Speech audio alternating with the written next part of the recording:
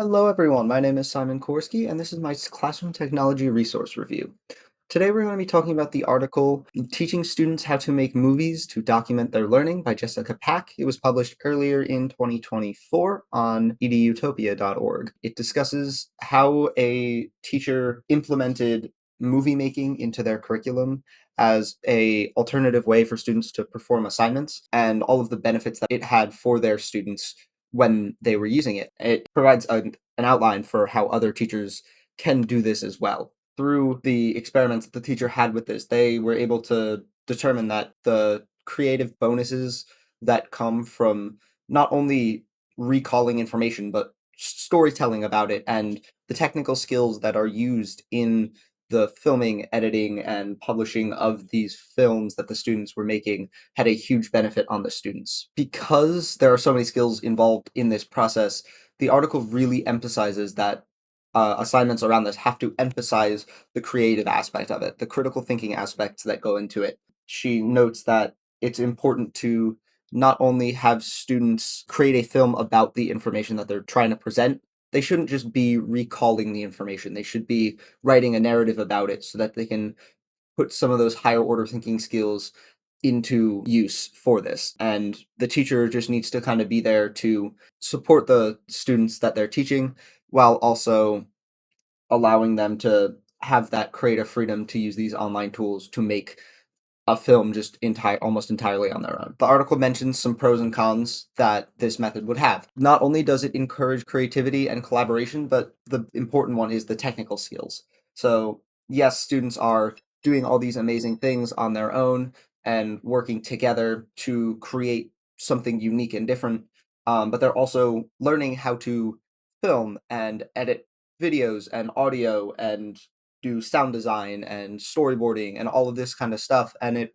gets all put in together into one assignment and really gives students a nice creative outlet to just kind of explore what they're interested in and not be bogged down by something like a really long essay that's just facts and information. It lets them do something that they might find more meaning in. However, assignments like this are very time consuming, and they may require extensive guidance from teachers. Not all students have the same level of creativity, and some might struggle with the storyboarding step and coming up with narratives. They might be more fact oriented, and that's okay, but it's important that the teachers are there and are ready to guide them in that direction if that's what they need. Others, however, might be not so good on the technical side, and they might have a lot sharper of a learning curve with some of these digital tools that they might be using, which again might limit their success in an assignment like this without guidance from their teachers. So it's really just a balancing game, and you need to understand the needs of your students and what you're able to provide. And if you think you're able to provide it, this might be a good way to do it. In the article, she actually gives a couple examples of how this could be implemented. She talks about a history lesson, and if you're having students do a project on a historical event or a historical figure, instead of just having them write about it in, like, let's say an essay where they provide information and cite sources or whatever, she suggests having them create a documentary about that historical topic and writing a script and acting out the events to show what happened instead of simply just talking about it. She suggests having requirements for the editing that's put in, the research, and the amount of information, but really leaving the story up to the creativity of the students and allowing them to write the scripts themselves and act it out themselves. This is a great way to get students involved in what they're working on, as well as try to solidify the information in their minds so that they go through all this work and they're not just going to recall it, they're going to remember what they're doing because they have hands-on experience doing it. This process of movie making and building a story to help share what you have learned and solidify it in your mind is a great example of the constructivist learning theory. Inherently, movie making does align with these theories as it encourages students to actively create projects and build their knowledge through hands-on experience. Constructivists believe that humans create meaning as opposed to acquiring it, and in allowing students to create something on their own, be creative, be unique, be original, instead of just regurgitating facts into a paper, for example, allows students to build this knowledge in a unique way. It's a very hands on experience that allows students to have control over everything that they're doing. So it aligns really well with this learning theory and what they believe. Teachers that follow this learning theory may see particular benefit from assignments like this. Moving on, there are many types of marginalized learners in every classroom, but a big group of students are those with special needs or learning disabilities. So, students with special needs are defined as students with physical or mental impairments that substantially limit one or more activities of their life. Whether it be a learning disability, an attention disability, or a physical disability, there are many different ways that special needs students could be impacted in the classroom. They often require individualized attention and lesson planning, and sometimes more specific needs than other students. They might find it difficult to learn, remember, communicate, or even focus on what they're doing right in front of them. So, in the classroom, it's really important that their needs are accommodated. No two students are going to be alike, and it can be something that is difficult for these students while they're pursuing their educations. For these students with special needs, a project like creating a film might come with a whole host of special challenges. There might be communication barriers. Some students with special needs might have difficulty putting their thoughts into words, which would make something like script writing difficult. It could also impact the collaborative aspect of the project, and it could really hinder the efficacy of a project like this for these types of students. Additionally, there are some learning disabilities that make it difficult to conceptualize already existing information. It could be very difficult for these learners to take what they're learning and create something new out of it. So that could also be a consideration when designing these lessons for students with special needs. Additionally, there are a lot of technical skills involved in a project like this. And if someone doesn't have that kind of experience and they struggle with a learning disability, it might be more difficult for them than others to learn the skills that are required to fully create a project like this. And finally, sensory overstimulation is another big issue for students with special needs. So if there is a student that is prone to this, something like a multimedia project where there is a lot going on at the same time, not only when you're creating it, but also when you're viewing it, it might cause issues for these students. So all of these need to be taken into account because of the way that these assignments are and the needs of these particular learners and how that might challenge them. However, it is not impossible to overcome these challenges. A lot of these issues could become from allowing the students to work in groups.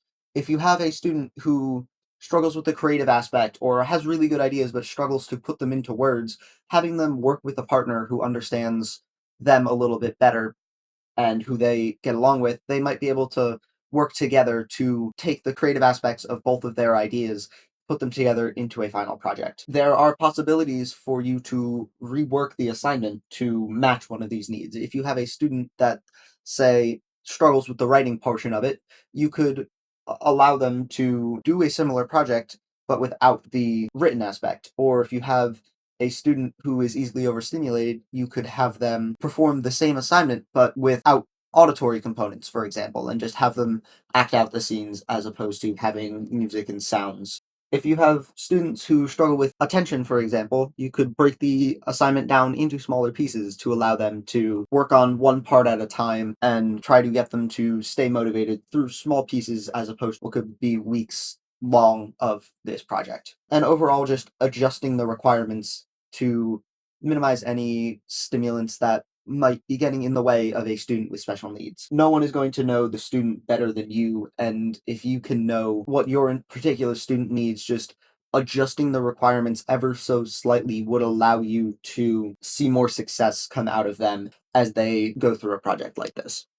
Those aside, there are many potential benefits of a project like this. These students and those with special needs often have very unique experiences that are different from other students in your classroom. And a creative outlet like this could be a very effective way to let them showcase what abilities they have and allow their unique experiences to be seen and heard by others in the classroom. If these projects are designed to be group projects, a student with special needs could benefit from having that connection with other students. Working with someone else might help them put their thoughts into words better or have someone who they can communicate their ideas to who will be able to understand and then help create the final product. But it can also just be good to have that connection with another student. For these students with special needs, having that connection could benefit them for the rest of their time in that school, which could greatly benefit those students involved. Also, these projects are not meant to be very strictly written. They're meant to allow freedom in the students, which means that they're very easily adaptable for the needs of any student that you encounter. So it's designed in such a way that, let's say there was a student with special needs who couldn't perform one part of the assignment is very easily alterable to accommodate that. And when the project is all said and done, it can be a great boost of confidence for all students. And seeing that you created something and seeing the culmination of what could be a very significant amount of work put in can be very rewarding for students, and any student can benefit from that. However, students with special needs in particular could see significant benefits from a large boost of confidence like that. All that being said, I now would like to leave you with a couple questions to think about as you continue on after this assignment. First of all, what modifications do you see that could be made to further optimize this movie making methodology for learners with special needs? How does the collaborative aspect of movie making benefit students with special needs in terms of those social skills developments? And how does that collaborative aspect benefit them more than it might some other students?